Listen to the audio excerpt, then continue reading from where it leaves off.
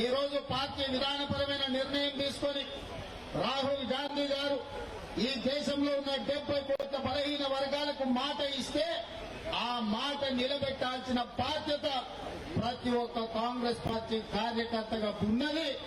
అందులో భాగంగానే నేను ఏ సామాజిక వర్గమైనా నా మీద ఏ ఒత్తిడి ఉన్నా రాహుల్ గాంధీ గారు ఇచ్చిన మాటను నిలబెట్టడానికి మొదటి సంవత్సరంలోనే, అసలు వాస్తవంగా చెప్పాలంటే డిసెంబర్ 7 నాడు మనము ప్రభుత్వాన్ని ఏర్పాటు చేస్తే ఫిబ్రవరి 4, 2024 నాడే శాసనసభలో మా మిత్రుడు పొన్నం ప్రభాకర్ గారి చేత తీర్మానాన్ని ప్రవేశపెట్టి 100 రోజులు తిరగక ముందే బలహీన వర్గాల లెక్క తేల్చడానికి చట్టసభలలో తీర్మానం చేసిన చరిత్ర మా ప్రభుత్వాన్ని, రాహుల్ గాంధీ గారి నాయకత్వం.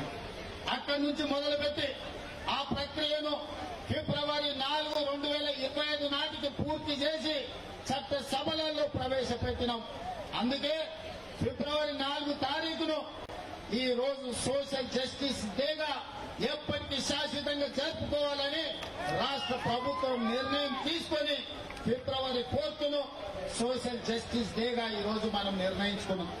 మిత్రులారా, ఇవాళ మీరు ఆలోచన చేయండి. ఆనాడు తెలంగాణ ఉద్యమం జరిగిందే ఉద్యోగాల కోసం, ఉపాధి కోసం.